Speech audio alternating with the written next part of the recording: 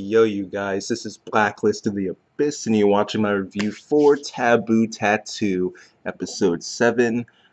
And this episode was crazy.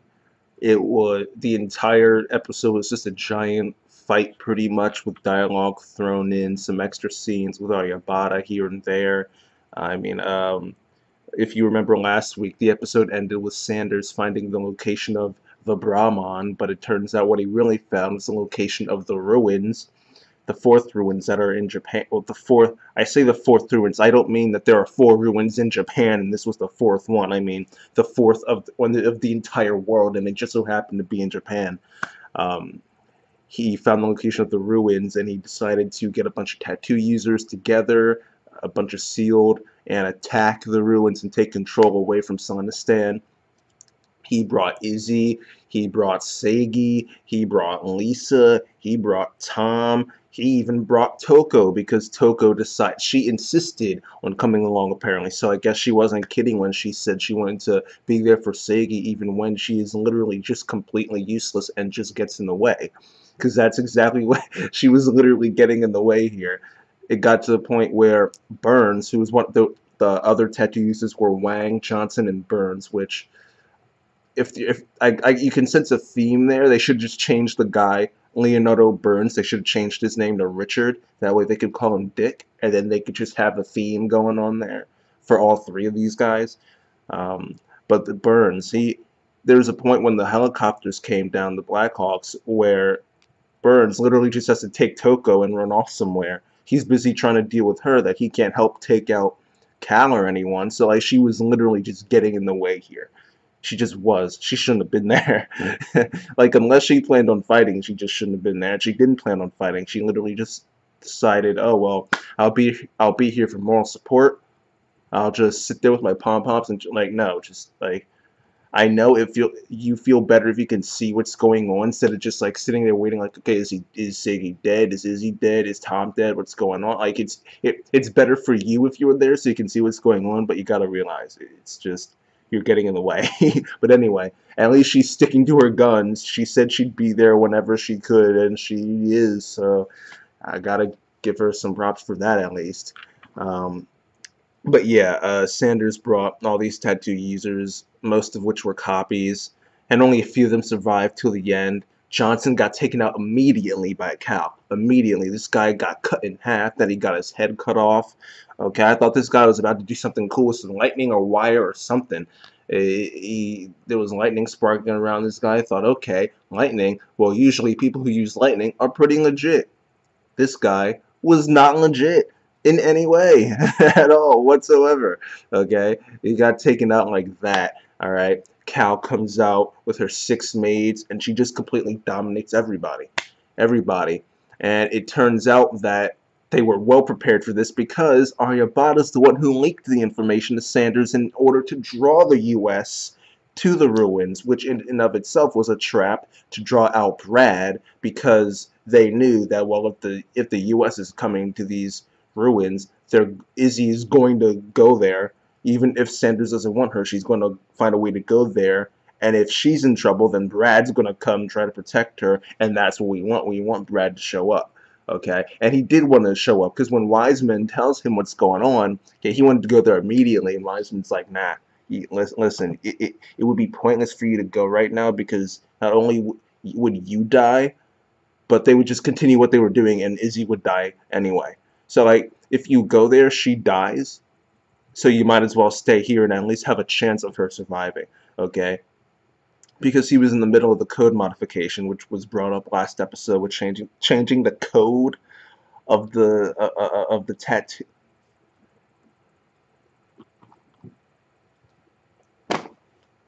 Again, I talked about this last week. I have no idea how that makes any sense, but you know what? Okay, whatever. All right. Wiseman convinces Brad to stay there in that little pod thing until the modification's done, and he did end up staying there till the modification was done. So good for him for actually managing to stay still. Now, to be fair, I don't think he could have gotten out on his own because he had to ask Wiseman, "Let me out." Well, he wasn't asking; he was telling him, but Wiseman said no. So if you have to ask someone to let you out, then you probably can't get out on your own. At least not without any effort anyway. So he probably didn't really have much of a choice, but whatever. But also we see Aryabhata here. She this happens a little later on in the episode, but uh, she actually takes control because we're talking about Aryabhata's plan and how this was all according to plan. She was well prepared and everything. She one of the things she can do apparently, while she I don't know if this is just something she can do while she's in the ruins or if she can do this whenever, but she takes control of Mish's tattoo, has her transform into literal beast mode. Okay, and she prevents any of that power from leaking to Coco. So Mish just goes up to the surface, ends up wreaking havoc, taking down Blackhawks and crap. All right, and later we actually see Aryabhata creating Earth walls too. All right, and Seigi's asking her like, dude, how many abilities does this girl have? Like, and I'm asking myself the same thing because we've seen her teleport too. Like how,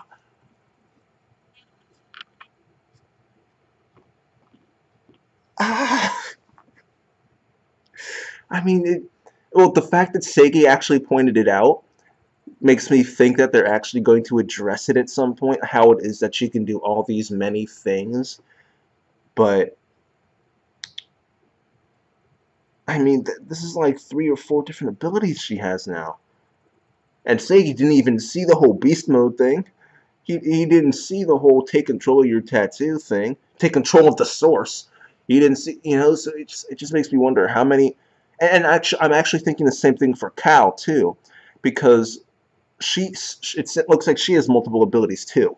Okay, we see her getting shot at by Wang, and she creates these shields, these barriers, and we see her doing that in the opening too when she fights Seigi. So I just assumed that was what her tattoo ability was. But that's not all she can do, though. Okay, she uh, not only can she create these shields that can block bullets and also reflect them at times. When the first time that Wang shot at her, the bullets actually reflected back at him.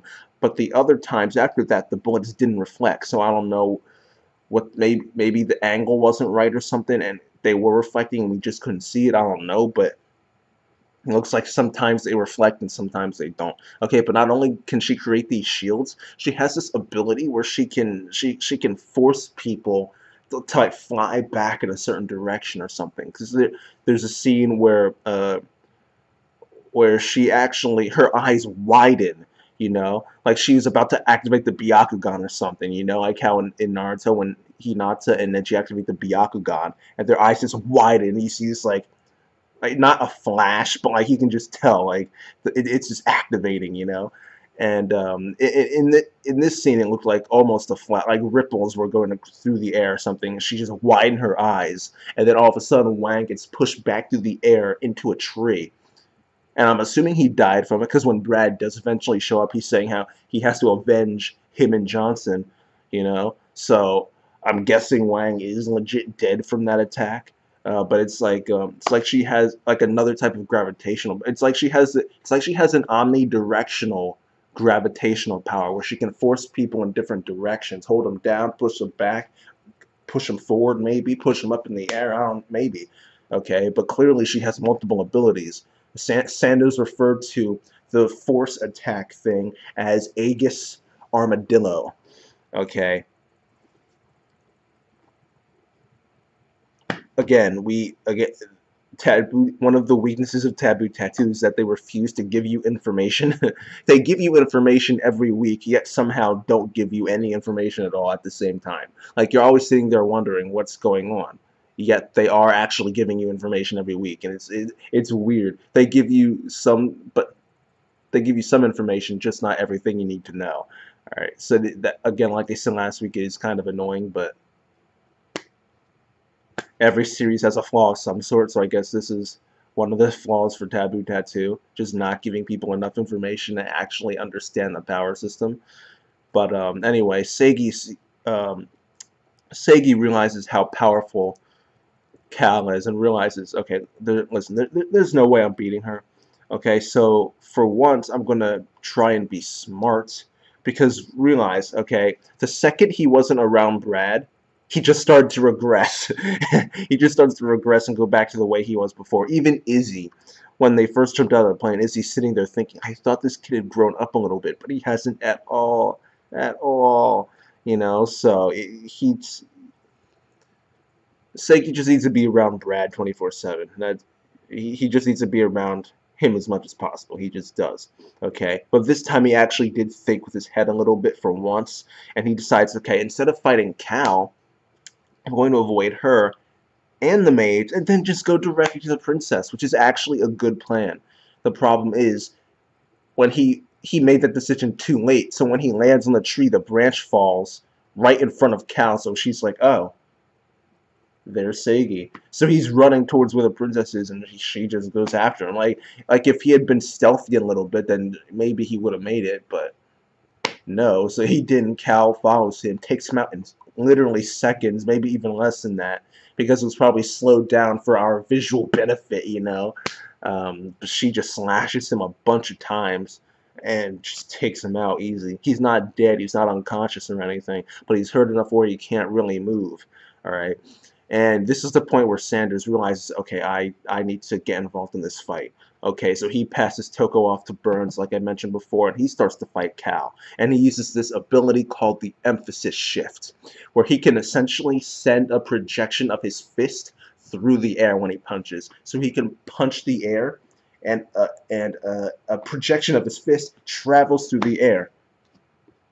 Simple enough. And he claims that it's powerful enough to break through Cal's shields. I think it broke through a couple of them, but not. She did manage to block some of them.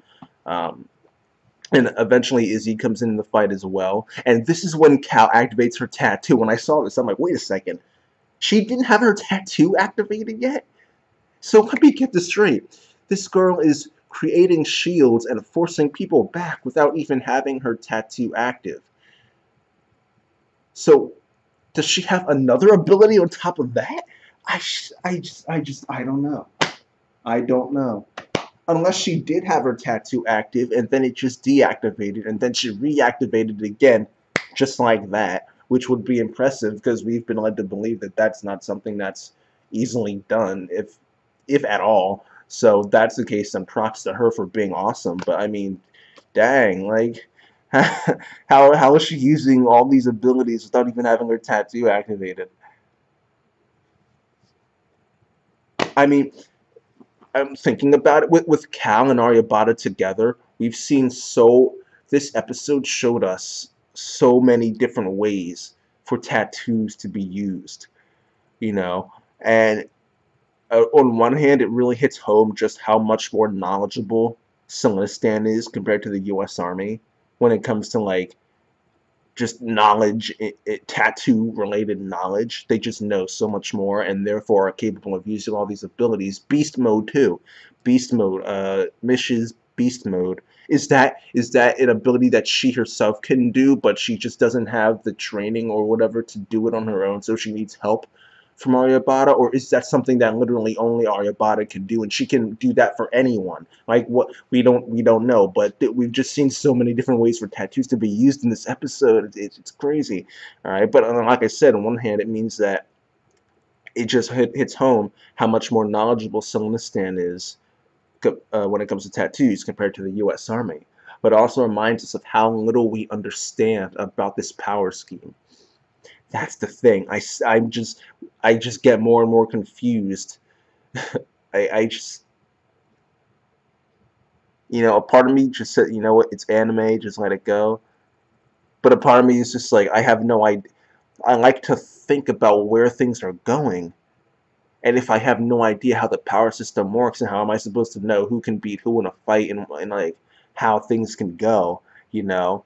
Like a part of me, I mean, obviously it doesn't really matter if I'm able to, obviously if I'm the author, I would like my story to be as unpredictable as possible, not so unpredictable that it's bad, like you're doing things just for shock value, or but like it would help if I'm the only one that can write my series. Like if other people can write my series because they know exactly what's going to happen, then that's not good, right? So on one hand, it's good that it's hard to predict, but like this is not the right way to go about doing that, all right?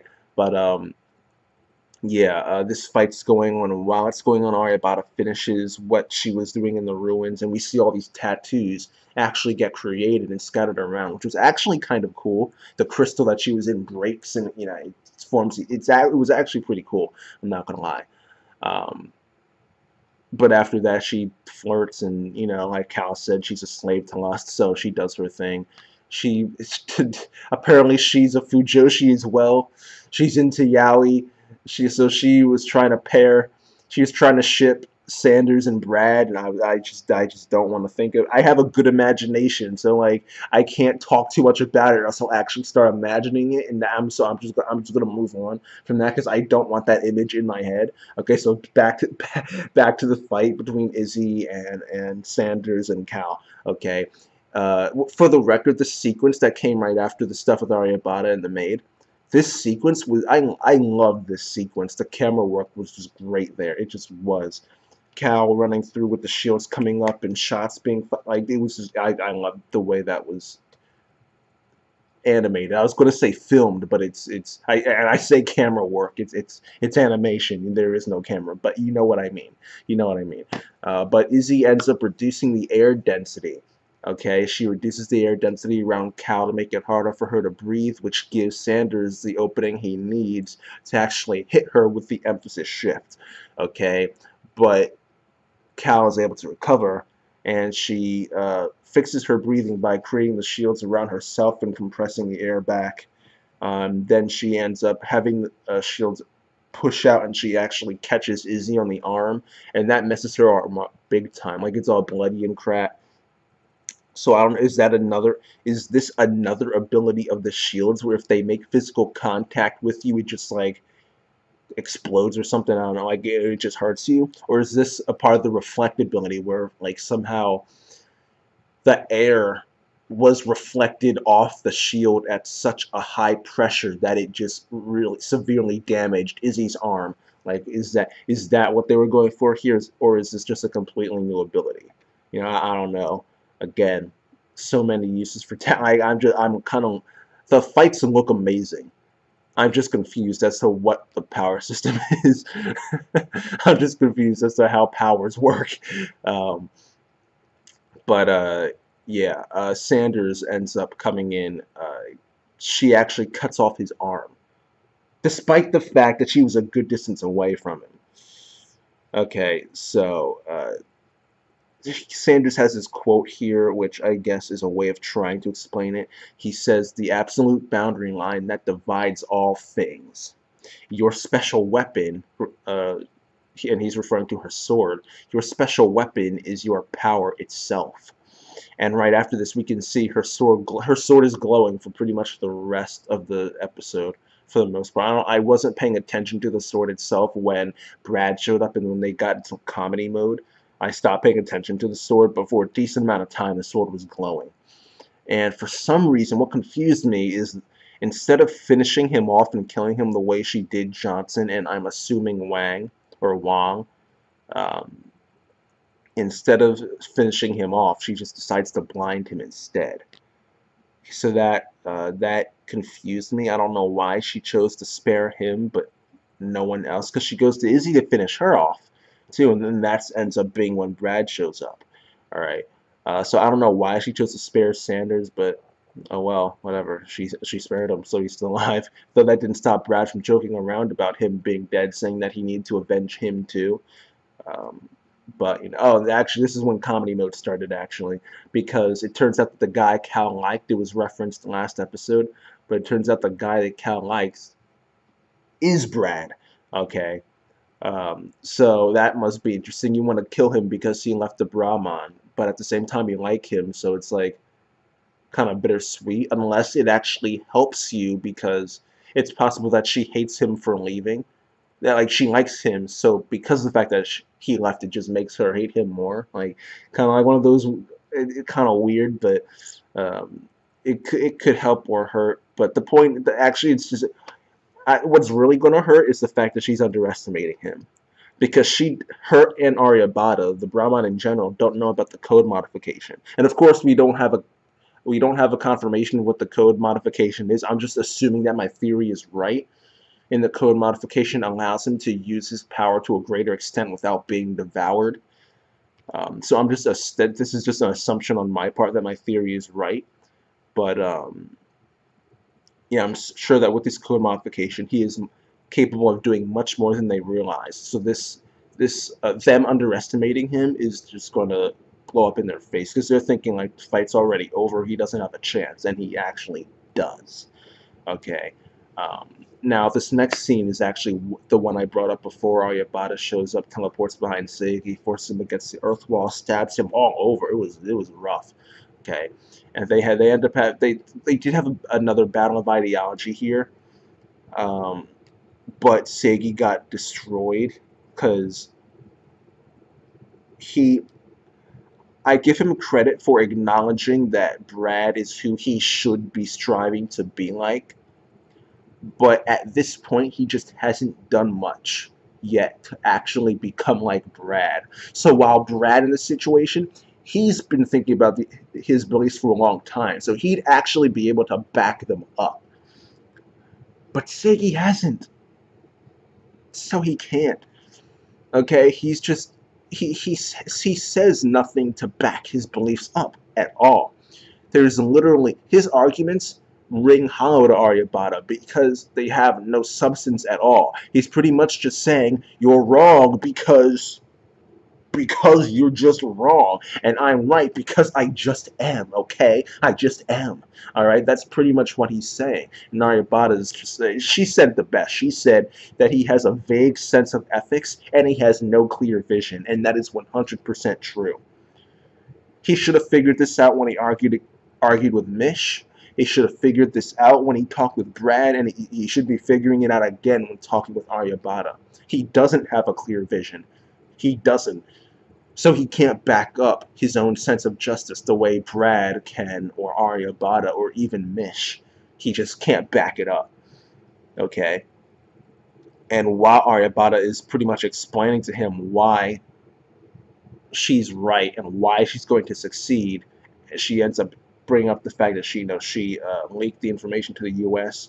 and this was all a trap to draw out Brad so that he would exhaust all of his energy and be devoured by the source, which is the Avatar, as I've been referring to it. Not Aang, not Korra, but the thing that shows up in the opening with I don't really know how else to refer to it other than the Avatar of the source. But I'm sure you know by now what I'm referring to. And she says that when Brad exhausts himself and is devoured by the source, she will absorb his ki and take it into herself. So she will have two keys. And my question is, will you have two keys or will you have two tattoos? And if you can have two tattoos, can anybody have two tattoos, or is this just a triggerless tattoo thing? Can someone be a hybrid? Can they have a normal tattoo and a triggerless tattoo? Like, how does this two tattoo thing work? And that's what my question is coming out of this episode. But actually, it's not even what I'm thinking about at the end of the day, because the way the episode ends with the cliffhanger, it ends with Cal and Brad about to fight. And I'm not gonna lie, out of all the episodes so far, this is the one that did the best job of making me want to see next week's episode. Because I'm just really hyped to see Brad fight against Cal. I just am. Because Cal is out of everybody's league. Brad is the only one who is not a part of Stan, who can actually take her on. So I'm incredibly hyped to see this. Yeah. I want to see it. I want to see it. I want to see Brad go all out. I want to see it. I want to see it. I want to see it. Okay. Overall, I'll give this episode. At first I was going to give this episode a 9 out of 10, but I can't do that because again, powers up the wazoo, abilities up the wazoo. I have no idea how this power scheme works. I really don't. It looks cool, and the basics of it are great. At least the basics of it that I know of. But it gets kind of convoluted after a while, and you just kind of get confused. So, and this episode is just the epitome of that. So I'll give the episode an 8.5 out of 10 because as much as I complained about the power scheme, the action in this episode was really legit, and it was actually just really great seeing Cal not even go all out and still take out all of these copies and all these sealed, original sealed, and go 2-on-1 against Izzy and Sanders and beat them both incredibly easily and only take one hit the entire time. This entire episode, she took one hit. That's pretty legit. So for that, for Cal alone, and because Aryabhata just destroyed Seigi. Well, physically she destroyed him too, but I'm referring to the verbal beatdown, not the physical one. But because of those two things, I'll give the episode an 8.5 out of 10, and that is that, you guys. Rate, comment, subscribe. Follow me on Twitter at BlacklistOTA. Oh, my World Trigger review from last week, I mentioned that I was going to do a video on Nisekoi about the ending. Because I dropped Nisekoi like halfway through because there was no point in continuing to read it, because every chapter was just a complete waste of time, because the author showed, coming out, she showed he had no intention of actually progressing the plot. So I figured, you know what, I'll stop reading the series, and then when the series ends, I'll go and read like the last 10-15 chapters or so. That way I can skip all the useless filler and I can just get the ending. But when I was talking to some friends who actually did read the ending, they were like, trust me, you don't want to read the ending. All right, it ends exactly the way you would think it would, and not in the, like the girl who gets the key is not who you would expect, but it doesn't change the fact that the girl who you'd think would win does end up winning. So I'm like, okay, there's just no point in me reading this, and if I'm not gonna read it, then obviously I can't do a video about it unless I do a rant video on Nisekoi, which would actually be interesting because I could talk about Nisekoi for half an hour, which obviously wouldn't be that difficult since I talk about Tattoo for half an hour every week. But at least with Taboo Tattoo, there's actual stuff to review, but Nisekoi would just be a rant. I wouldn't have any notes because I wouldn't need any, because I could just start right now and go on a rant for half an hour if I wanted to, because I already know in my head the problems with Nisekoi. But anyway, the point is no Nisekoi video coming out because I'm not even going to read the ending.